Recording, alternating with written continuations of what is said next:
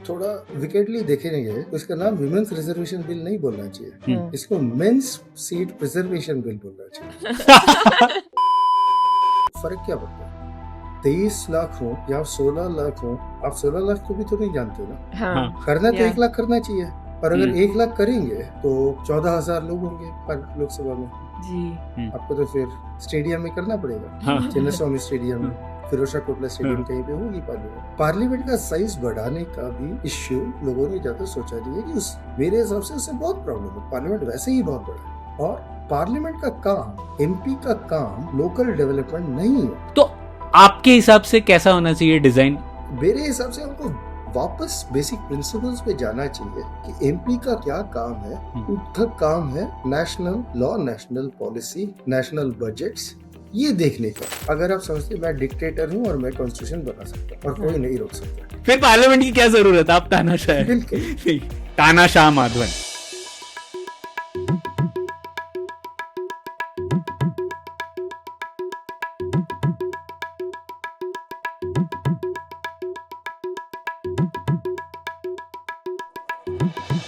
Hello ख्याति, कैसी हैं आप?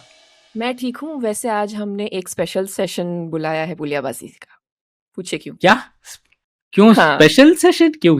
जी, तो पिछले हफ्ते हमारी पार्लियामेंट में एक स्पेशल सेशन हुआ, जिसके बाद लोगों के दिमाग में बहुत सारा कन्फ्यूजन हो चुका है कि क्या पास हुआ है, क्या डिफीट हुआ है, क्या बिल था, क्या चीज़ें इम्पैक्ट हुई है।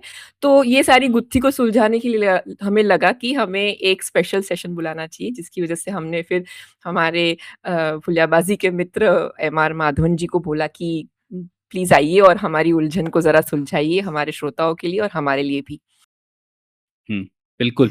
तो एक बार फिर हम स्वागत करते हैं हमारे इम्पैक्ट प्लेयर एमआर माधवन का। माधवन पीआरएस इंडिया, जो कि काफ़ी चर्चित संस्था है, काफ़ी जो कांग्रेशनल रिसर्च सर्विस है यूएस में, जो कि काफ़ी सलाह देती है सभी पार्लियामेंटेरियंस को वहाँ पर। उसके इक्विवेलेंट भारत में पीआरएस है, जो कि ये काम कर रही है पिछले 25 साल से भी ज़्यादा। तो माधवन एक बार पहले भी आ चुके हैं पुलियाबाजी में, और हम लोगों ने डिलिमिटेशन विषय को छुआ था उस एपिसोड में, लेकिन अब हम लोग थोड़े विस्तार में बात करना चाहते हैं उस विषय पे, और ये विमेंस रिजर्वेशन बिल पे भी।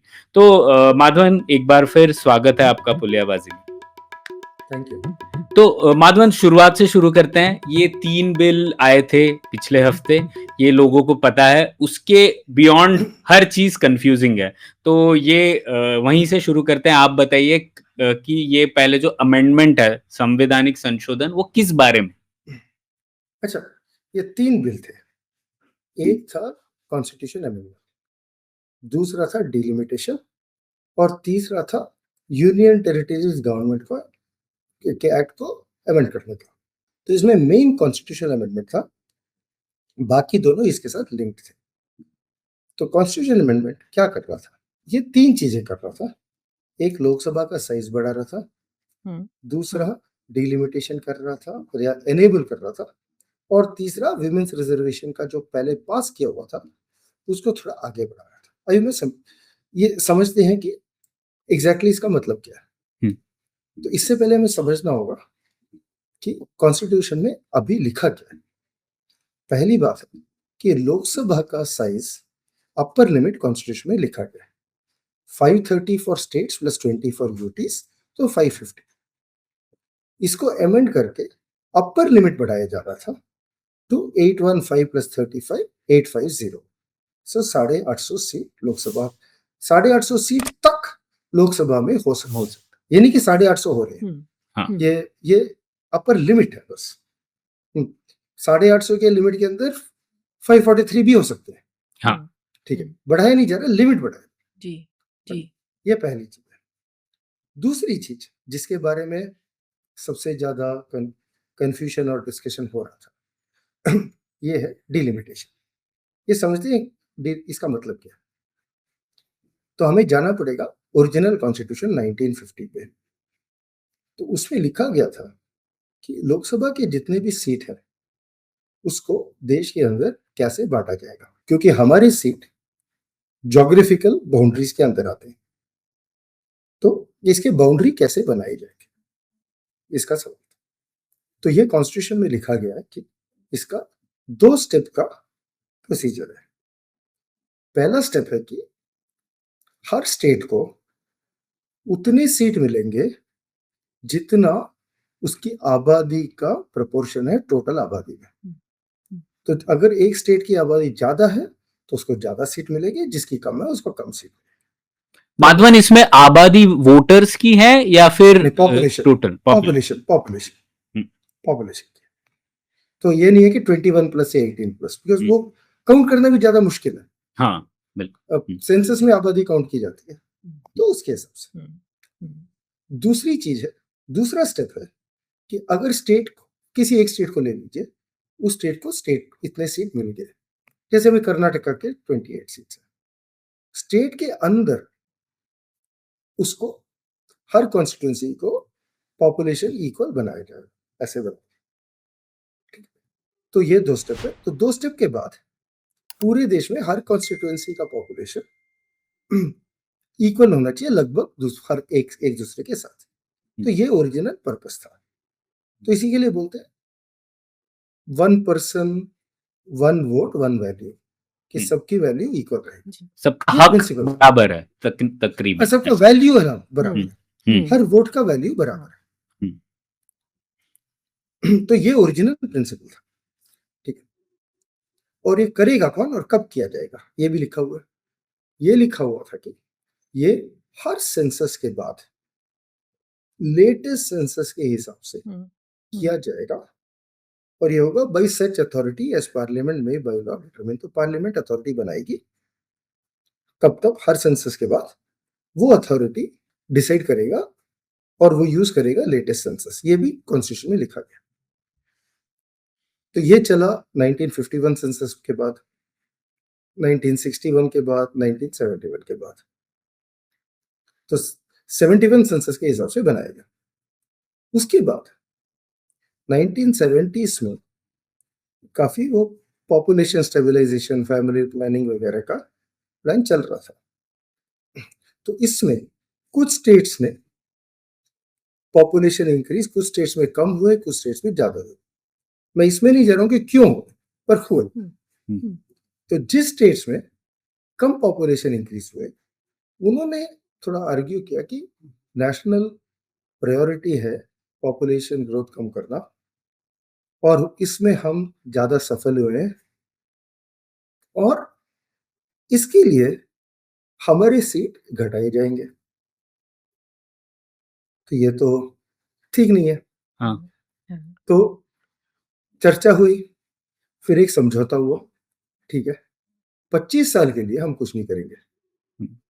तो 1976 में कॉन्स्टिट्यूशन अमेंड किया गया कि इमरजेंसी के दौरान, इमरजेंसी के दौरान एक्चुअली ये भी हुआ, 42nd अमेंडमेंट में जिसमें बहुत चीजें हुई, हाँ। उसके अंदर ये भी था। हाँ। ये भी उसी अमेंडमेंट के अंदर था। हाँ। मिनी कॉन्स्टिट्यूशन जिसको कहते हैं। हाँ। तो उसी के अंदर ये भी था। तो ये बोला गया कि 25 साल के लिए हम कुछ नहीं करेंगे, 71 सेंसस के बाद जो हुआ वही बाउंड्री रहेगी 25 साल के लिए, ठीक है। तो 76 के बाद 25 साल हुए, 2001 हो गया, और अभी सेंसस हमारे देश में हर 10 साल होता था। 1881 से हर 10 साल हुए। सो 2001 का सेंसस भी आने वाला था, सेंसस तो हो रहा था, तो फिर से वही मुद्दा निकला और समझौता हुआ। इस बार ये हुआ कि हम पहले स्टेप को नहीं छुएंगे, तो उसमें जितने सीट है हर स्टेट को उतने ही रहेंगे। दूसरा स्टेप जो स्टेट, क्योंकि स्टेट के अंदर भी पॉपुलेशन का वेरिएशन काफ़ी हुआ है, अर्बनाइजेशन हुआ है, छोटे शहर से बड़े शहर लोग आए हैं, तो अनइक्वल हो गया जी। तो ये दूसरा स्टेप, और ये बोला गया ये 25 साल के लिए, और 25 साल के लिए ये रहेगा, कुछ नहीं छुएंगे। तो ऐसा लिखा हुआ है कि उसमें मतलब आप कह रहे हैं कि नई चीज ये हुई कि until विदिन लिखा हुआ है।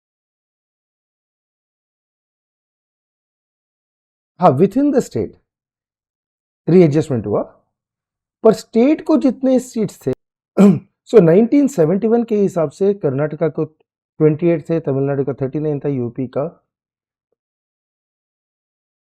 80 था, मतलब तब 85 था, 5 उत्तराखंड चला गया, तो 80 था।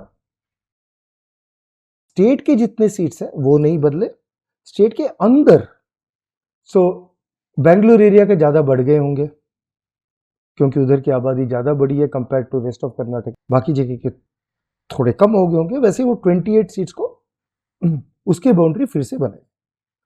ये 2001 के सेंसस के हिसाब से 2002 में एक डिलिमिटेशन कमीशन पार्लियामेंट, उस कमीशन के ने फाइनल ऑर्डर आया 2008 में, तो 2009 के लोकसभा इलेक्शन के लिए ये लागू। सो 2009, 14, 19, 24 इन सब में ये चला। ठीक है, अभी वो टेक्स्ट क्या कहता है, वो जो 25 साल। सो 2026 के फर्स्ट सेंसस के बाद, जो कि हर स्टेट को पॉपुलेशन के हिसाब से होगा, कॉन्स्टिट्यूशन में ऐसा लिखा गया। ठीक है, ये बैकग्राउंड है। अभी ये कॉन्स्टिट्यूशन अमेंडमेंट क्या कर रहा था, क्लियर है ना? अभी तक मैंने ज्यादा कंफ्यूज तो नहीं किया ना? सो ये कॉन्स्टिट्यूशन अमेंडमेंट क्या कर रहा था, ये जो एक्सेप्शन बने हुए थे 25 साल उनको निकाल रहा था। तो अंटिल फर्स्ट सेंसस आफ्टर 2026 को निकाल दिया। तो हम वापस चले गए ओरिजिनल फॉर्मूला पे। दूसरी चीज कर रहा था कि उसमें था आफ्टर, जैसे मैंने कहा कि उसमें था कि कब होगा, after every census based on the latest census. इसमें ऐसा किया गया कि जब भी होगा जब पार्लियामेंट तय करेगा, और पार्लियामेंट ये भी तय करेगा कि कौन से सेंसस के हिसाब से होगा। ये कॉन्स्टिट्यूशन अमेंडमेंट में किया गया।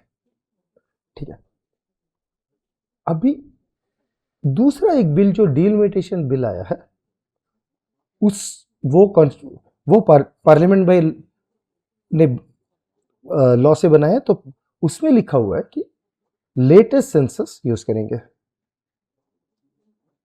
तो वो पार्लियामेंट बाय लॉ है, तो इन दोनों को साथ में पढ़ेंगे तो ये है कि अभी करेंगे जब भी डिलिमिटेशन कमीशन बनेगा, और 2011 का सेंसस, क्योंकि अभी लेटेस्ट अवेलेबल वही है, उसके हिसाब से होगा। ये किया गया था। ये दूसरी बात है। ओके, और तीसरी, विमेन्स रिजर्वेशन का बिल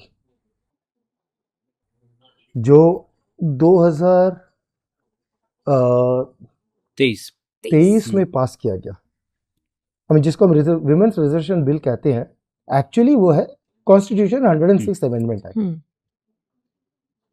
एक्ट का नाम तो वही है।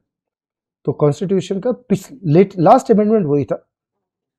1/3 seats in Lok Sabha and assemblies reserve कर दिए गए थे, पर ये क्या था, ये कब से होंगे, और कब से होंगे के लिए उसमें लिखा हुआ था कि अगले सेंसस के बाद जब डिलिमिटेशन होगा उस हिसाब से होगा।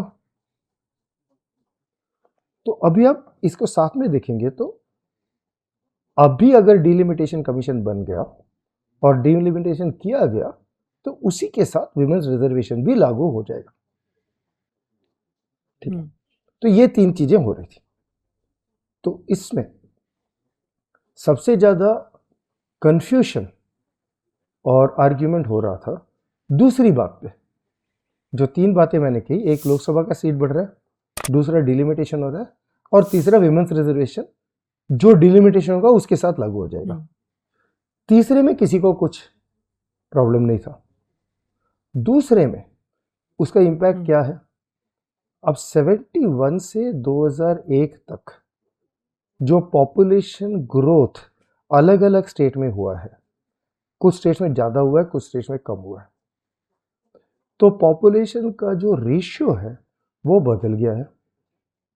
और अभी के 2011 के पॉपुलेशन के हिसाब से करोगे तो प्रोपोर्शनली कुछ स्टेट्स को अभी जितने हैं उससे बढ़ेंगे, कई स्टेट्स को कम होंगे। और ऐसा है कि इसका थोड़ा पैटर्न भी है, क्योंकि जिस हिसाब से हमारा पॉपुलेशन बढ़ा है, जो north Indian central Indian states हैं, यूपी, बिहार, झारखंड, मध्य प्रदेश, राजस्थान, इस इलाके के पॉपुलेशन ज़्यादा बड़े हैं compare to rest of India, तो इनके सीट्स ज़्यादा होंगे, बाकी लोगों के seats including north west Punjab में कम होंगे, नॉर्थ ईस्ट में कम होंगे, साउथ इंडिया के कम होंगे। ठीक है, ये होगा। अभी अगर आप वापस 1 पर्सन 1 वैल्यू 1 वोट 1 वैल्यू का जो बेसिक प्रिंसिपल है उस पे जाएंगे तो यही होना पड़ेगा, यही है। पर इससे कुछ स्टेट्स को अभी है उससे कम होगा, तो इससे उनको आपत्ति हो रही थी। तो सबसे ज्यादा इश्यू इसी पे था।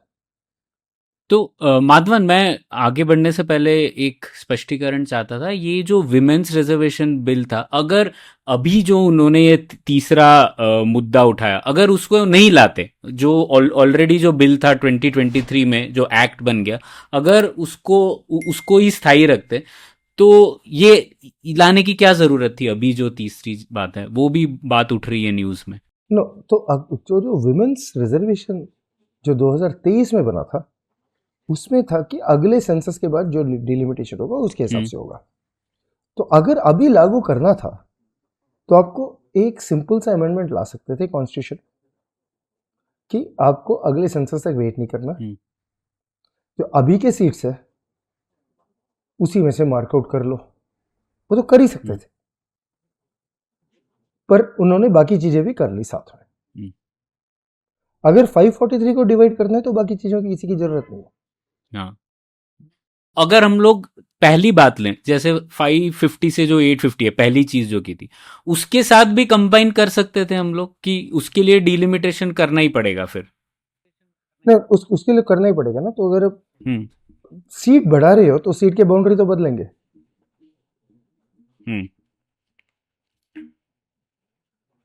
अगर 543 से कुछ भी कर रहे हो, बदल रहे हो, तो बाउंड्री तो बदलेंगे। बाउंड्री बदलने का मतलब है डिलिमिटेशन। तो कांस्टेंट बाउंड्री रखोगे तो नहीं चाहिए, बाउंड्री बदलोगे तो करना ही पड़ेगा। और उसके लिए टाइम लगता है। पिछला डिलिमिटेशन कमीशन 2002 में एक्ट पास हुआ और फाइनली 2008 में फाइनलाइज हुआ, 6 साल लगे उसको। तो अगर अभी इतना समय क्यों लगता है? हाँ, ये सब इसका काफी डिटेल प्रोसेस है। एक तो मेरे ख्याल से 2002 का वो स्टार्टिंग पॉइंट हमें नहीं लेना चाहिए क्योंकि वो तो कमीशन बना था। शायद जब तक डिटेल्ड पॉपुलेशन डेटा आया 2001 का सेंसस, हो सकता है कि कुछ और महीने या 1 साल लग गया हो, 2003 ले लेते। उसके बाद इनका एक प्रिलिमिनरी ऑर्डर बनता है। ये स्टेट बाय स्टेट जाते हैं। किस स्टेट को कितना मिलेगा वो तो आसान है, वो तो एक एक्सेल का फॉर्मूला है। स्टेट के अंदर बाउंड्री बनाना है, तो बाउंड्री बनाने के लिए हर कॉन्स्टिट्यूएंसी में हर जगह हियरिंग रखते हैं और तो स्टेट बाय स्टेट जाते हैं। तो इनका अगर आप पिछला फाइनल ऑर्डर देखेंगे, पहला स्टेट का प्रिलिमिनरी ऑर्डर 2004 में आया और लास्ट स्टेट्स का 2006 में आया, और उसके बाद फाइनल ऑर्डर आता है, उसके लिए 1 और साल लगता है क्योंकि हियरिंग वगैरह होती है। तो उनका लास्ट स्टेट का फाइनल ऑर्डर 2007 में आया। उसके बाद उसके बेसिस पे लोकसभा ने रिप्रेजेंटेशन ऑफ पीपल एक्ट को अमेंड किया, क्योंकि कितने सीट है स्टेट वाइज ये रिप्रेजेंटेशन ऑफ पीपल एक्ट 1950 में है, तो उसको अमेंड किया। और उसके बाद प्रेसिडेंशियल ऑर्डर आया कि ये नए बाउंड्रीज हैं बेस्ड ऑन दैट, तो वो 2008 में आया। तो हो सकता है 1 साल कम में हो जाए। तो अभी भी अगर बनाएंगे 2026 में, 2029 इलेक्शन से पहले काफी टाइट था, शायद कर देते, बट काफी टाइट टाइमलाइन था क्योंकि 3 साल भी नहीं बचे अभी। तो वो ये भी कर सकते थे ना कि ये जो विमेन्स बिल का जो मॉडिफिकेशन का जैसा आपने सजेस्ट किया कि उसको अभी के सेंसस से ही कर दें, ये सजेशन एक सेपरेट बिल के तहत लाते या एक सेपरेट अमेंडमेंट की तरह लाते जिसको डिलिमिटेशन वाले बिल के साथ कनेक्ट नहीं किया होता, तो उस पे तो चुका, मतलब उस पे कुछ तो निकल सकता था ना पॉजिटिव। वो तो पास हो जाता, हाँ वो तो आराम से पास हो जाता पर मैं अगर अगर सिर्फ विमेंस रिजर्वेशन 5 और हम्म, पर मैं उसको चैलेंज करना चाहता हूँ माधवन, ये समझने के लिए, क्योंकि ओरिजिनल 2023 वाले बिल में लिखा है कि डिलिमिटेशन के बाद हम लोग ये विमेन्स रिजर्वेशन बिल करेंगे, तो उसके ऊपर समझौता है। तो अब हम लोग बोल रहे हैं उसको रिवर्स कर दो, और हम लोग बोल रहे हैं कि जो 543 था उस पे चलो। तो एक्चुअली जो कॉम्पैक्ट था 2023 में, वो भी ये था कि सीटें बढ़ेंगी, इसलिए हम लोगों को इतना डरने की जरूरत नहीं है, क्योंकि लोगों को ये भी डर होगा कि यार हमारी सीट, हमने काम किया, हमारी सीट चली जाएगी। तो ये भी था ना, एक पॉलिटिकल इकोनॉमी क्वेश्चन तो है ना। तभी के लोग करना नहीं चाहते थे, तभी का तभी हाँ, उनके सीट चले जाएंगे। एग्जैक्टली। अभी भी बढ़ा रहे हैं कि सीट जो अनरिजर्व सीट से हो रहे हैं, तो वैसे थोड़ा विकेटली देखेंगे तो इसका नाम विमेंस रिजर्वेशन बिल नहीं बोलना चाहिए, हाँ। इसको मेंस सीट प्रिजर्वेशन बिल बोलना चाहिए, क्योंकि आप सही है। मेंस की सही सीट बात। को प्रिजर्व कर रहे हैं। जी हाँ, और इसीलिए 2023 में वो पास भी हो गया, सब लोगों ने मान भी लिया। करेक्ट, हाँ, क्योंकि आपको अगर हाँ, विमेन का ही रिजर्व करना था तो हाँ, अभी में से ही बांट सकते थे ना। जी करेक्ट। तो पर्पस ये था, और इसके भी काफी प्रॉब्लम्स है। हम कितने लोग रखोगे, 800? और एक आर्ग्यूमेंट बोला जा रहा है कि कॉन्स्टिट्यूंसी की साइज बहुत बड़ी है, 22-23 लाख लोग हैं एक कॉन्स्टिट्यूंसी में, तो फर्क क्या पड़ता है 23 लाख हो या 16 लाख हो, आप 16 लाख को भी तो नहीं जानते ना। हाँ करना तो या 1 लाख करना चाहिए, और अगर 1 लाख करेंगे तो कितने होंगे, 14,000 लोग होंगे पर लोकसभा में। जी आपको तो फिर स्टेडियम में करना पड़ेगा, हाँ, चिन्नास्वामी स्टेडियम, हाँ, फिरोज कोटला स्टेडियम, हाँ, कहीं पे होगी पार्लियामेंट। हाँ, मतलब हाँ, पार्लियामेंट का साइज बढ़ाने का भी इश्यू लोगों ने ज्यादा सोचा नहीं है कि उस, मेरे हिसाब से उससे बहुत प्रॉब्लम है। पार्लियामेंट वैसे ही बहुत बड़ा है, हाँ, और पार्लियामेंट का काम, एमपी का काम लोकल डेवलपमेंट नहीं है, उसको जी सीट बढ़ने से कोई फर्क नहीं पड़ना चाहिए। जैसे अब यूएस में देखेंगे, हाउस ऑफ रिप्रेजेंटेटिव 435 लोग हैं, वो 100 साल से 435, उनकी पॉपुलेशन 3 टाइम्स हो गई है, ठीक है। पर सेनेट को देखिए, हर स्टेट के 2 मिलते हैं, तो कैलिफोर्निया का पॉपुलेशन कितना है, कुछ पता नहीं मुझे, कुछ 4-5 करोड़ तो होगा, हाँ 3 बड़ा करोड़ ही 4 है करोड़ वहाँ कुछ के। तो होगा ही, 5 करोड़ तो उसमें भी 2 ही है, वो भी तो रिप्रेजेंटेटिव है। तो और वही डायरेक्टली इलेक्टेड है उधर, तो हाँ हमारे तो तो नॉमिनेटेड है, हाँ, हमारे तो इनडायरेक्टली इलेक्टेड है। इनडायरेक्टली। हाँ, जी जी स्टेट नॉमिनेटेड असेंबली नहीं है। स्टेट जी असेंबली इलेक्टेड। करेक्ट। सो मेरे ख्याल से अगर पार्लियामेंट का काम है नेशनल पॉलिसी बनाना, तो उसमें कितने लोगों को एक एमपी रिप्रेजेंट कर रहा है, उससे क्या फर्क पड़ता है। उल्टा हमें ये देखना चाहिए कितने एमपी होंगे कि पार्लियामेंट ठीक चले, एफिशिएंटली चले, सही बात। लोगों को चांस मिले डिस्कस करने का, इश्यूज डिस्कस किए जाएं। 150 लाख आप 150 दिन 200 दिन साल में आप काम करो, डिस्कस करो, वो तो होता नहीं है, हाँ बस सीट बढ़ रहे हैं। और आपने एक और पॉइंट बताया था ना आपकी ब्रीफ में कि हम लोकसभा के नंबर बढ़ा रहे हैं लेकिन राज्यसभा का नंबर नहीं बढ़ा रहे हैं, तो इससे क्या इससे और प्रॉब्लम बन के आती है? इससे कई प्रॉब्लम है। एक तो है, अगर आप लेजिस्लेशन देखिए, कोई भी नया कानून कैसे बनता है, तो ये लोकसभा में पास होना पड़ता है, राज्यसभा में भी पास होना पड़ता है। थोड़े एक्सेप्शन है, मनी बिल सिर्फ लोकसभा में पास होता है, पर बाकी दोनों में पास होते हैं। अगर कोई बिल एक हाउस ने पास किया और दूसरे ने पास नहीं किया, एग्री नहीं, तो इसके लिए कॉन्स्टिट्यूशन में एक प्रोविजन है, बोलता है कि दोनों हाउस साथ में बैठेंगे जॉइंट सेशन, और जॉइंट सेशन में 1 एमपी 1 वोट, कोई भी हाउस को। वो प्रिवेंशन ऑफ टेररिज्म बिल जो कोटा बना था, वो उसमें ऐसे ही हुआ था, क्योंकि वो लोकसभा में पास हो गया, राज्यसभा में पास नहीं हुआ, जॉइंट सेशन हुआ 2002 में और जॉइंट सेशन में पास हुआ। अभी इसमें आज के दिन में लोकसभा 543 है, मेंबरशिप टोटल, राज्यसभा 245, मतलब रफली 2.2 टाइम्स। तो लोकसभा में अगर पास हुआ, राज्यसभा में नहीं हुआ, तो जॉइंट में वैसे ही लोकसभा को ज्यादा वेट है क्योंकि उनके ज्यादा लोग हैं। अभी 2.2 को 3.3 टाइम्स कर देंगे अगर 50% बढ़ाओगे तो राज्यसभा का फिर मतलब ही नहीं रहा। आप किसी बिल को नेगेट करोगे जॉइंट सेशन में तो पास हो ही जाएगा। ज्यादा जस्ट मैंने एक एग्जाम्पल बनाया था just to get a sense. समझ लीजिए लोकसभा में गवर्नमेंट ऑपोजिशन का 53-47 है रेशियो और राज्यसभा में 40-60 है, ऑपोजिशन के 60 है और गवर्नमेंट के 40। तो इधर 6% का फर्क है, उधर 20% का फर्क है।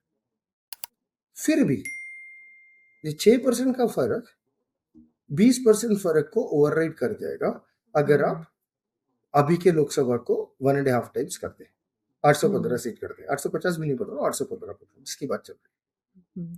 तो अगर हम राज्यसभा को एक चेक्स एंड बैलेंस का मैकेनिज्म के हिसाब से देखें तो वो और डाइल्यूट हो जाएगा। बिल्कुल। तो मुद्दा सिर्फ ये, मतलब अगर हम जो नए इस प्रकार के डिलिमिटेशन की अगर बात करते हैं, सीट बढ़ाकर जो करने की जो है, उसमें एक तो क्योंकि साउथ के स्टेट्स तो यही बता रहे हैं ना कि एक तरीके से आप पावर, वो पॉलिटिकल पावर है वो बहुत ज़्यादा कॉन्सेंट्रेटेड हो रहा है नॉर्थ के कुछ स्टेट्स में, यही उनका मेन आर्ग्यूमेंट है, राइट।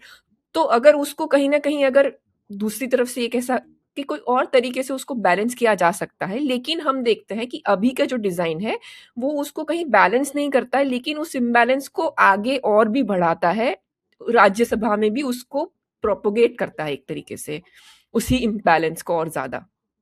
हाँ, मतलब लोकसभा का पावर कंपेयर टू राज्यसभा बढ़ जाएगा। और इससे एक तो इसमें होगा, दूसरा president election, vice president election में भी लोकसभा एमपी राज्यसभा एमपी का इक्वल वोट है, तो राज्यसभा का वैल्यू कम हो जाएगा। नमस्ते, अगर आपको हमारी पुलियाबाजी पसंद आती है तो हमारी हिंदी प्रिंट मैगजीन को ज़रूर चेक कीजिए। पुलियाबाजी मैगजीन का दूसरा अंक आ चुका है। विषय है कानून का शासन और समीक्षा है हमारी अदालतें, कानून और गणतंत्र की। इस मैगजीन में आप पढ़ सकते हैं विशेषज्ञों द्वारा लिखे ओरिजिनल आर्टिकल्स हिंदी में। इसे आप हमारी वेबसाइट के मैगजीन सब्सक्रिप्शन टैब पर जाकर खरीद सकते हैं। अगर आपको हमारा काम पसंद आता है तो आप सबस्टैक पर अपना सपोर्ट हमें प्लेज कर सकते हैं। पुलियाबाजी के साथ जुड़े रहने के लिए आपका शुक्रिया। माधवन, मैं ये जानना चाहता था, इवन हिस्टोरिकली ये तो मुद्दा उठा ही होगा कॉन्स्टिट्यूएंट असेंबली में कि हम लोगों को यूएस का स्टाइल फॉलो करना चाहिए, सेनेट के 2 मेंबर हर स्टेट से, कि अलग ये भी इनडायरेक्ट इलेक्शन में। तो हम लोगों ने ये डिज़ाइन क्यों चूज़ की जिसमें दोनों हाउस में हम लोग नंबर्स के अकॉर्डिंगली ही कर रहे हैं? सो यूएस और हमारे फेडरेशन में एक फंडामेंटल डिफरेंस है। यूएस में एक्चुअली यूनिट स्टेट है, हमारी यूनिट यूनियन है जिसको हमने स्टेट्स में बांटा है। यूएस का यूनिट स्टेट्स हैं जो मिलके एक यूनियन बनाया है। हाँ। क्योंकि इंडिया में parliament ordinary law without constitution amendment एक स्टेट को 2 स्टेट कर सकता है, जैसे आंध्र प्रदेश और तेलंगाना को। यूएस में कुछ नहीं हो सकता, स्टेट है। तो वो डिजाइन अलग है, तो वो उसमें इश्यू है वो करने के लिए इक्वल। तो इसीलिए का राज्यसभा भी, क्योंकि स्टेट्स का पॉपुलेशन वेरिड था, तो राज्यसभा भी इस पॉपुलेशन के हिसाब से हुआ करके किया था। और यूएस में इसीलिए हुआ था क्योंकि स्टेट्स ने यूनियन ज्वाइन करने के लिए बोला कि छोटे स्टेट ने बोला हमारा पावर कम जाएगा, तो उन्होंने उसके लिए उनके कॉन्टेक्स्ट में उन्होंने वो समझौता, ये नहीं कि उनका बेस्ट डिजाइन है, उधर भी समझौता होगा। नहीं तो छोटा स्टेट ज्वाइन नहीं करता। हाँ। उधर इसमें सॉल्यूशन हो सकते हैं जी। एक तो आप ज्वाइंट सेशन हटा दीजिए, बोलिए कि कोई भी बिल तभी पास होगा दोनों इंडिपेंडेंटली पास करेंगे जी। आपको तो समझौता करना ही पड़ेगा दोनों उसके साथ। यूएस में वैसे ही है, जॉइंट सेशन नहीं होती, दोनों हाउस को पास करना पड़ता है अलग अलग। हमने यूके का सिस्टम किया। अब यूके में सिस्टम इवॉल्व हुआ ओवर टाइम, क्योंकि उधर हाउस ऑफ लॉर्ड्स इलेक्टेड नहीं, हाउस ऑफ कॉमन्स इलेक्टेड है, तो लेजिटिमेसी हाउस ऑफ कॉमन्स का ज्यादा है। तो इसलिए कि House of Commons will override House of Lords. Logic बना धीरे धीरे, और वो 800 साल में बना ना धीरे धीरे। ओके, तो हमने तो ये ऐसा कर दिया कि इक्वल नहीं है तो ज्वाइन करके, क्योंकि हमको था कि लॉ पास करना है, अगर करना है तो करेंगे ऐसे, तो वो निकाल दीजिए, बोलिए अलग अलग। सो वापस राज्यसभा इक्वलाइज हो जाता है, क्योंकि उधर पास करना ही पड़ेगा।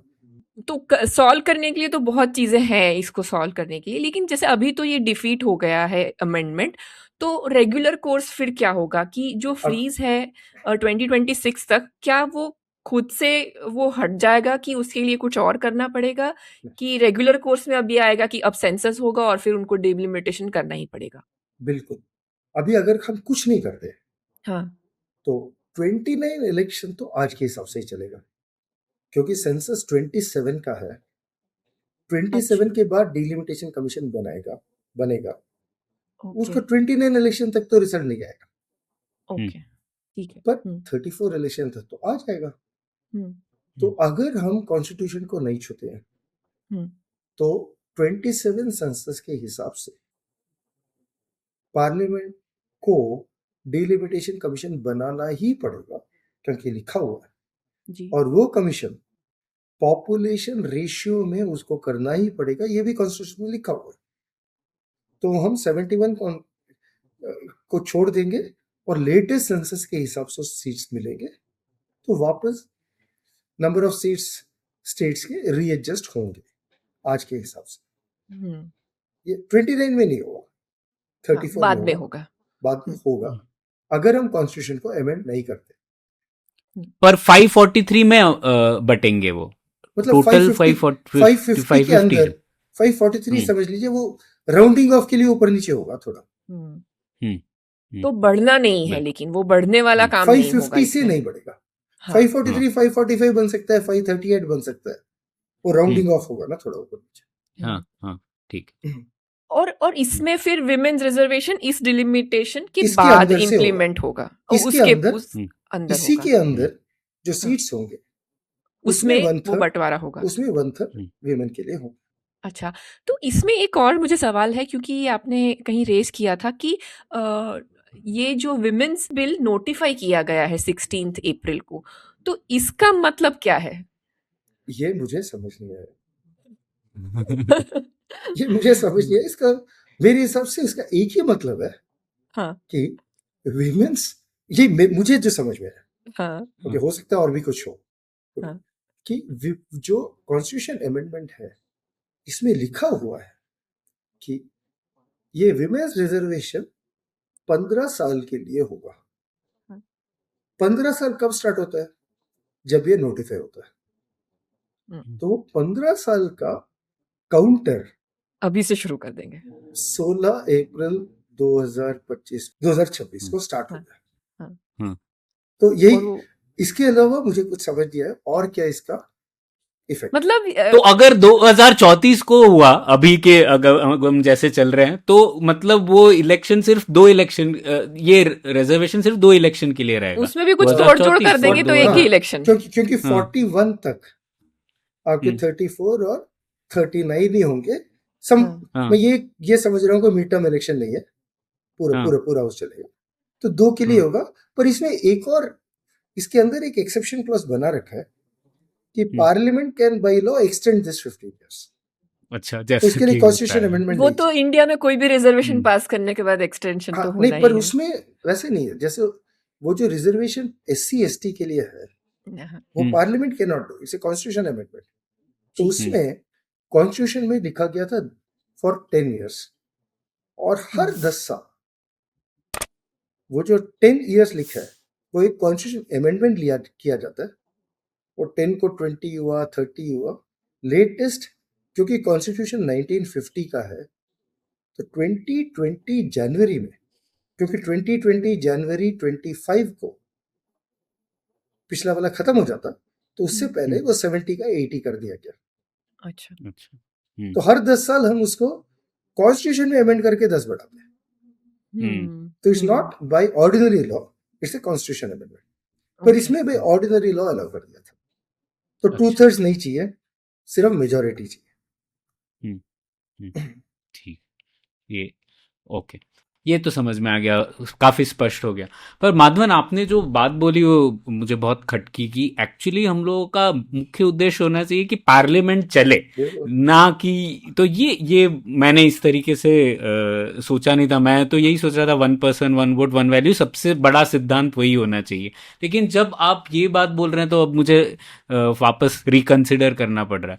तो आपके हिसाब से कैसा होना चाहिए डिजाइन? क्या हमें एक्चुअली 250 ही लोग होने चाहिए या 200 होने चाहिए, और हमें स्टेट्स ज्यादा होने चाहिए, असेंबलीज में नंबर ज्यादा होना चाहिए? तो अगर आपको हम लोग छूट दे दे कि आप अब नया रीडिजाइन कीजिए, तो आप कैसे करेंगे?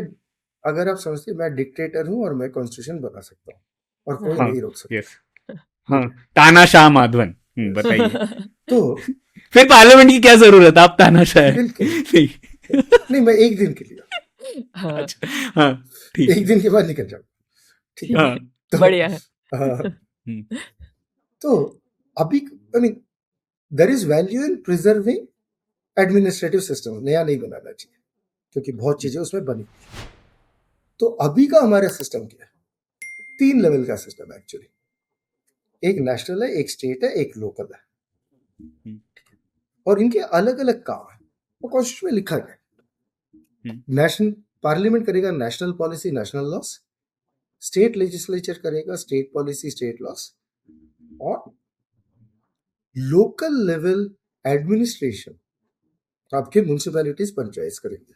इसमें प्रॉब्लम क्या है इंप्लीमेंटेशन में कि हमको सबसे ज्यादा ध्यान देना चाहिए तीसरे लेवल पे, क्योंकि आपके जो भी डेली प्रॉब्लम है, कूड़ा नहीं निकाला जा रहा है, रोड में गड्ढे हैं, लाइट नहीं जल रही है, वगैरह वगैरह, ये सब तो लोकल एडमिनिस्ट्रेशन का इश्यू है। और सब लोग पहुंच जाते हैं एमपी के पास। एक तो एमपी का कॉन्स्टिट्यूंसी इतना बड़ा है और दूसरा एमपी के पास पावर भी नहीं है। एमपी क्या कर सकता है? पार्लियामेंट में एक क्वेश्चन रेज कर सकता है, उससे कोई फर्क नहीं पड़ता है। हाँ, ठीक है, तो नहीं, उससे तो उल्टा जा रहा है ना फिर, इसीलिए MPLADS हुआ 5 करोड़ रुपए, अब लोग बोल रहे हैं 5 करोड़ का 25 करोड़ कर दो। तो इसलिए हमने और कॉम्प्लिकेट करके प्रिंसिपल्स को और खराब कर दिया। एमपी का काम है कि ये देखे सेंट्रल गवर्नमेंट अपना काम ठीक कर रहा है कि नहीं, ओवरसाइट ऑफ द गवर्नमेंट। उसका काम ये नहीं है कि खुद पैसा लेके खुद रोड बनाए जी। और हमने एमपी लर्स देके वो करा दिया। तो ओवरसाइट, तो अगर इम्प्लीमेंटिंग बॉडी जो एमपी है और ओवरसाइट बॉडी जो एमपी है अगर एक ही पर्सन है तो आपका प्रॉब्लम हो गया ना। Design it's bad design. तो हमको वापस उस पे जाना चाहिए जो कोर प्रिंसिपल है, वो ठीक है। जो ओरिजिनल प्रिंसिपल था वो धीरे धीरे डाइल्यूट हो गया, वापस उस पे पहुंच गया। दूसरी चीज है कि हमने एमपी वर्सेस पार्टी में पार्टी को बहुत पावर दे दिया। एंटी डिफेक्शन लॉ जो मेरा सबसे बड़ा पेट प्रॉब्लम है, इसमें हम नोट्स देंगे। माधवन ने कई आर्टिकल लिखे हैं इसके बारे में। तो उसमें वापस एमपी को पावर दीजिए कि पार्टी व्हिप इश्यू करेगा क्योंकि आप पार्टी के मेंबर हो। बट आप अगर व्हिप के हिसाब से नहीं गए तो पार्टी एक्शन ले सकता है आपको, पर आपको पार्लियामेंट से नहीं निकाल सकता, राइट? क्योंकि आपको तो लोगों ने इलेक्ट किया। पार्टी कैसे निकालेगा? पार्टी ने थोड़ी इलेक्ट किया, लोगों ने इलेक्ट किया। लोग ही निकाल सकते हैं। पर वो हमने वो एंटी डिफेक्शन में वो कर दिया। तो मेरे हिसाब से हमको वापस बेसिक प्रिंसिपल्स पे जाना चाहिए कि एमपी का क्या काम है। उसका काम है national law, national policy, national budgets, ये देखने का। और उसके लिए ज्यादा टाइम होना चाहिए, कमिटी स्ट्रांग होना चाहिए, बहुत चीजें होनी चाहिए। Same thing at the state level, क्योंकि हमारे जो स्टेट्स हैं, बहुत स्टेट्स तो हमारे यूरोप के सबसे बड़े स्टेट से बड़े हैं। तो कंट्री हो गए, हाँ उधर भी लेजिस्लेचर बहुत इंपॉर्टेंट है, पर उसको भी यही देखना चाहिए, एमएलए को भी एट द स्टेट लेवल। और शायद हमें फिर से सोचना चाहिए कि हमारे स्टेट्स ज्यादा बड़े हो गए क्या, कि फिर से कुछ स्टेट्स को रीऑर्गेनाइज छोटा करना चाहिए, कि छोटे बनाने चाहिए। और ये जो डिलिमिटेशन का कंसर्न आ रहा है, एक्चुअली ये साउथ, मेरे हिसाब से साउथ वर्सेस नॉर्थ नहीं है।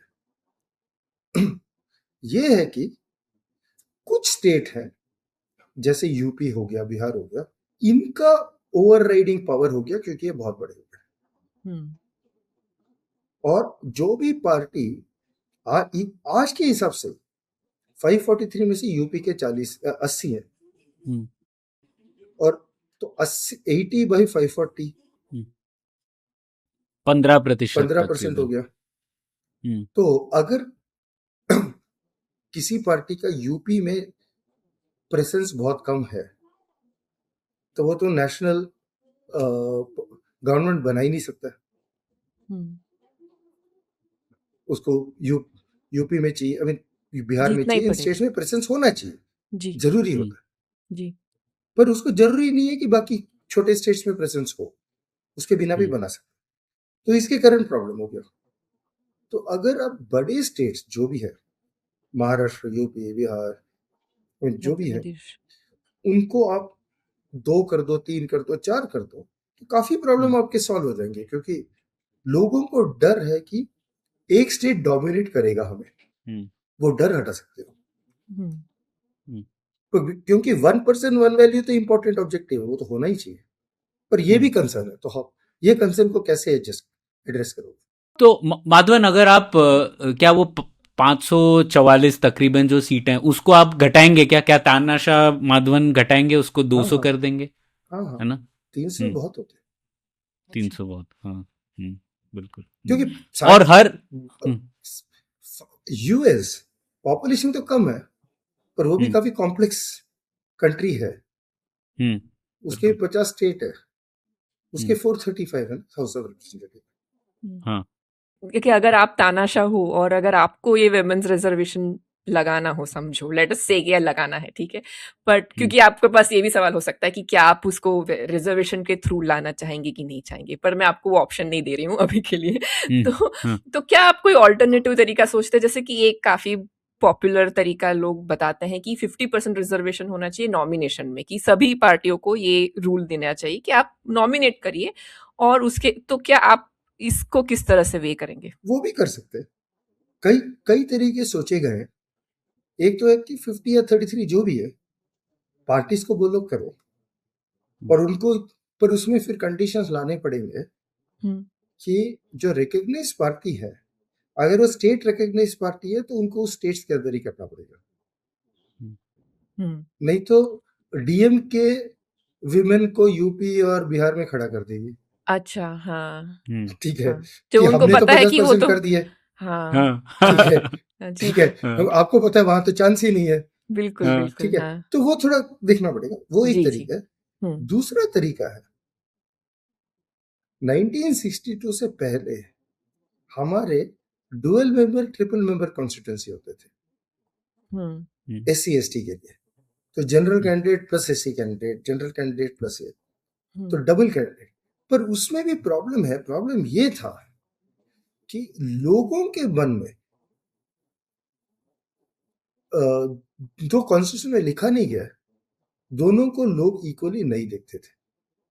लोग देखते थे हमारा जीतने वाला तो ये है, और ये रिजल्ट वाला तो एड ऑन है। तो ये हो रहा था, इसीलिए वो बंद किया गया। अच्छा, क्योंकि आप लोग देखेंगे क्या कि वो एक्स्ट्रा, ये तो मतलब एक्स्ट्रा है, नॉट द मेन पर्सन। जैसे हमारे पर अगर अगर ये विमेन्स रिजर्वेशन में हुआ तो वैसे ही वो प्रॉब्लम हुई है लोकल गवर्नमेंट में, पंचायत में, जैसे वो पंचायत पति पर और वहां वो पे तो सब एक ही है सरपंच पति। है हाँ, तो एक पर ही चला प्रॉब्लम इस तरीके का चला होता तो है। दूसरा कोई है। वो तो अभी हाँ 33% पे भी होगा, वो भी सेम होना हाँ। है और वो अभी भी 33% करेंगे तो कौन आता है, इस पे भी फर्क पड़ता है। जी मुझे समहाउ ऐसा लगता है, और शायद मैं गलत हो सकती हूँ तो आप मुझे करेक्ट करिए, मैं किसी इंसान के साथ इसको डिबेट नहीं कर सकती हूँ, इसलिए मुझे लगता है आपके साथ कर लेती हूँ। तो जैसे मुझे ऐसा लगता है कि 50% जिसमें नॉमिनेशन दिया हो वो एक तरीके से बेटर है, क्योंकि वो जो इंसान वो सीट पे लड़ रहा है, वो आदमी और औरत दोनों, वो औरत उसमें भी आपने डिसाइड नहीं किया कि सामने कोई औरत ही है, तो आप एक जनरल प्लेइंग फील्ड बना रहे हो, और उसमें जो भी आएगी, जो औरत भी होगी जिसको लड़ना होगा, राइट, उसको भी वो एक स्ट्रांग प्लेयर होनी चाहिए, तभी तो वो फुल गेम खेलेगी अपनी, राइट। अब इसमें क्या होने वाला है, इसमें आपने तो अच्छा आप अपनी लेडीज टीम का गेम अलग खेलो इन सारी सीटों पे, और उसमें वहां के जो लोकल एमपी थे पहले, अभी उनकी सीट फीमेल वाली सीट हो गई तो उन्होंने अपनी पत्नी को खड़ा कर दिया। अब उन पत्नी के सामने अगर कोई एक्चुअल इंडिपेंडेंट महिला खड़ी होगी तो वो पत्नी ही जीतने वाली है, क्योंकि वो तो एमपी की पत्नी है या कुछ पॉलिटिकल तो एक्चुअली मुझे लगता है एक तरीके से इस डिजाइन में जो सही जो एलिजिबल जो जरूरी डिजर्विंग महिलाएं हैं जिनको वो मौका मिलना चाहिए, शायद उनका मौका उतना स्ट्रांग नहीं है जितना हमें लग रहा है। मैं एग्री करता हूँ, उसमें एक और प्रॉब्लम है, ये है जो आज भी है, हाँ जो SC/ST रिजर्वेशन के साथ है, क्योंकि ये रिप्रेजेंटेशन के लिए आप रिजर्व कर रहे हो, रिप्रेजेंटेटिव। तो मैं वोटर हूं, मैं अपने रिप्रेजेंटेटिव को एलेक्ट कर रहा हूं, मेरे हिसाब से कोई व्यक्ति है जो बेस्ट पर्सन है, पर अगर आपने ये सीट ऐसे रिजर्व किया कि वो व्यक्ति एलिजिबल नहीं है, तो आप मेरा चॉइस सेट आप रिस्ट्रिक्ट कर रहे हो as a voter, as a citizen. जी रिजर्वेशन में वो भी प्रॉब्लम है। ठीक है। और वो रोटेशन होता है तो एक और प्रॉब्लम है ना उसका। रोटेशन में तो फिर ये भी कम हो जाता है ना, अकाउंटेबिलिटी कम हो जाता है, क्योंकि बिल्कुल। हमारे सिस्टम में ये है कि MP का अकाउंटेबिलिटी टू सिटीजन्स होता है, इसलिए क्योंकि अगर काम नहीं किया तो अगले इलेक्शन में हरा दोगे, हाँ पर अगर रोटेट कर रहे हो तो अगले इलेक्शन में तो और कोई खड़ा होगा। हाँ तो सबको पता है, MP को भी पता है हाँ कि मुझे तो नहीं खड़ा होना इधर, क्या फर्क पड़ता है, अकाउंटेबिलिटी उड़ गई ना। बिल्कुल। और एक आइडेंटिटी बेस्ड रिजर्वेशन में एक और प्रॉब्लम है, इसमें हम ये कह रहे हैं कि अगर ये महिला खड़ी हुई है तो ये महिला के हित की बात करेगी, ऐसा हम इम्प्लिसिट मानते हैं, राइट, पर उसमें ये भी मानते हैं कि अगर महिला नहीं है तो वो महिला के हित की बात, ऐसा थोड़ी होना चाहिए। तो जो भी इंसान खड़ा है उसको अपने, आप बिल्कुल सही कर रहे हैं, हाँ पर ये जो लोग बोलते हैं वो गलत है फैक्चुअली, और एटलीस्ट एम्पिरिकली। अच्छा क्योंकि कई साल पहले जब ये बात चल रही थी, रिसेंटली नहीं देखा, हमने ये देखा था कि जो विमेन एमपीस है वो क्वेश्चन आवर में कैसे टाइप के क्वेश्चन पूछते हैं वर्सेस बाकी, वो भी वैसे ही पूछते हैं जैसे बाकी लोग पूछते हैं, जो अच्छी बात है, पर क्योंकि उनको क्यों अलग करना चाहिए। तो ये जो लोग बोल रही है महिला के हित में वो करेंगी, बाकी वो होता नहीं है, तो अच्छी बात है कि होता नहीं। हाँ, क्योंकि एक तरीके से वो रिप्रेजेंटेटिव है पूरे ही समाज का उस पर्टिकुलर कैंडिडेसी में, तो वो वहाँ के जो लोग हैं उनकी मोटी मोटी क्या उनकी जरूरत है, क्या उनका बेनिफिट है, वो उनको देखेंगी, वो थोड़ी देखेंगी कि मैं बस इसी चीज के लिए बिल्कुल। वैसे वो रिप्रेजेंटेटिव भी नहीं है उस इलाके की, वो मेरी जो नेशनल रिप्रेजेंटेटिव है, यही कि वहां से वोट होके आई है जी, पर उनको देखना है कि देश के लिए, देश के लोगों की हित की क्या बात है। सही बात है, ठीक।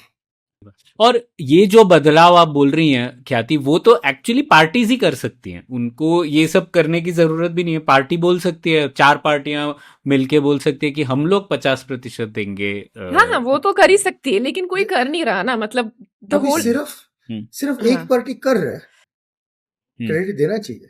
हाँ। और टीएमसी कर रहे थे काफी, हम्म। उनके मेरे ख्याल से 40% से ऊपर लोकसभा और राज्यसभा दोनों में 40 से ऊपर उनके एमपीज हुए ना। बीजेडी ने भी किया था, पर अभी तो लोकसभा में उनके 0 है, तो इस बार उनके नहीं है। पर पिछले लोकसभा में बीजेडी के भी काफी थे। अच्छा, ये तो दो नॉमिनेशन के समय उन्होंने तय कर लिया है कि हम मतलब लोग उनके जो 30 इलेक्ट होके 40 आए थे लोकसभा में, हाँ हाँ मुझे नॉमिनेशन नहीं पता, पर समझ लीजिए वही होगा। तो जो इलेक्ट होके आए हैं, तो ये भी नहीं किया कि वो इलेक्टेबल नहीं थे। तो जो फाइनल लोकसभा राज्यसभा के एमपीज हैं, उनमें उनके हैं। बिगर पार्टीज में यही है। अगर अभी कोई चेंज ना हो, समझ लीजिए, और जैसे थे कि स्थिति में आगे बढ़ेंगे, तो जो डिलिमिटेशन एक्सरसाइज होगा, क्या इसमें कोई प्रकार का नेगोशिएशन होता है स्टेट्स के साथ, जिसमें कुछ डिस्कशन हो या उनकी बात सुनी जाए, कि ये ऐसा नहीं होता है? ये प्रोसेस जनरली कैसा होता है? तो जो डिलिमिटेशन होता है, तो इसमें 2 स्टेप है। पहला स्टेप तो एक्सेल फॉर्मूला है कि स्टेट को कितना मिलेगा। फिर जो कमीशन बनती है, ये इंडिपेंडेंट कमीशन है। इसमें एक सुप्रीम कोर्ट जज या फॉर्मर सुप्रीम कोर्ट जज है, इलेक्शन कमीशन का है, और एक और पर्सन है। 3 लोग हैं, आई थिंक वो रजिस्ट्रार जनरल कहीं से है, उनका है। और इसमें एसोसिएट मेंबर 10 लोग होते हैं, जिनका वोटिंग नहीं होता। 5 Lok Sabha MPs from that state और 5 उस स्टेट के एमएलएस, और ये स्पीकर्स नॉमिनेट करेंगे। और ये कि वो प्रोपोर्शनेटली, वो पार्टी वाइज प्रोपोर्शनेटली नॉमिनेट करते हैं। तो ये लोग मोर और लेस ऑब्जर्वर स्टेटस है, क्योंकि एसोसिएट मेंबर इनका वोटिंग नहीं होता है। और ये हर जगह पब्लिक हियरिंग होती है वगैरह वगैरह, तो उसके बाद बनाई जाती है। तो जो 2008 में निकला, 2002, उसमें ज्यादा कुछ कंट्रोवर्सी नहीं हुआ था। लोगों ने मान लिया कि ठीक ही है प्रोसेस। पर अभी जो रिसेंटली हुआ है, क्योंकि सभी स्टेट के तब किए नहीं थे इंटरेस्ट विधानसभा के, क्योंकि इंसर्जेंसी हो रहा था, इश्यू हो रहा था सिक्योरिटी का। तो असम और जेएंडके का भी मोर रिसेंटली हुआ है। और अभी काफी लोगों ने कुछ इश्यूज रेज किए कि इसमें प्रॉब्लम्स हुए हैं। मैंने देखा नहीं है, मैंने बस सिर्फ आर्टिकल पढ़ा है, तो मुझे ज्यादा मालूम नहीं है। पर कुछ लोगों ने लिखा हुआ इसके बारे में। मतलब इस बारी थोड़ी, इतना ही बोलते हैं, इस बारी थोड़ी कंट्रोवर्सी हुई है। अभी कंट्रोवर्सी जस्टिफाइड है नहीं है, ये मुझे नहीं मालूम, अच्छा। पर इससे पहले कभी कंट्रोवर्सी नहीं हुई। नहीं, लेकिन जब ये एक्सेल शीट का फॉर्मूला अभी तो इतना हिलने वाला है, राइट? तो बिल्कुल। क्या स्टेट्स उसको मान लेंगे, या उनके पास कोई ये नेगोशिएशन का तरीका है, या फिर रास्ते में जाएंगे सब? कॉन्स्टिट्यूशनली तो नहीं है, पर पॉलिटिकली तो होगा। तो ये देखना पड़ेगा कि क्या होगा। ठीक है, सही बढ़िया। तो ये जबरदस्त एक मास्टर क्लास लगाई माधवन ने। तो अभी काफी मतलब दिमाग खुल गया किस तरीके से सोचे इस विषय के बारे में। पर आगे आपको क्या लगता है माधवन, किस तरीके से बात बढ़ेगी, उस पर खत्म करेंगे हम ये पुलियाबाजी? वो मालूम नहीं है, क्योंकि ये अभी आप अगर मुझसे 1 महीना पहले, आज क्या है, अप्रैल, 20 आज 20 तारीख है, अगर मार्च 20 को आप पूछते, तो मुझे ये भी नहीं पता था कि ये बिल आने वाले हैं। वाह। और इसकी बात भी, तो अभी आगे क्या होगा, क्या पता। वाह। और आप तो इतने जुड़े हुए हैं पार्लियामेंट में, एडवाइस भी दे रहे हैं पार्लियामेंटेरियंस को, और काफ़ी चीज़ें ये पता नहीं थी, तो ये भी एक बड़ी बात है। तो ठीक है, इसी पर ये एपिसोड ख़त्म करते हैं। बहुत बहुत शुक्रिया माधवन। तो अब लोगों को पता पड़ गया होगा कि ये 3 बिल एक्चुअली में क्या है, और इनका क्या सिग्निफिकेंस है, और किस तरीके से सोचना चाहिए इस विषय के बारे में। तो बहुत बहुत शुक्रिया माधवन। इसी पर के एपिसोड खत्म करते हैं। शुक्रिया। Thank you. शुक्रिया।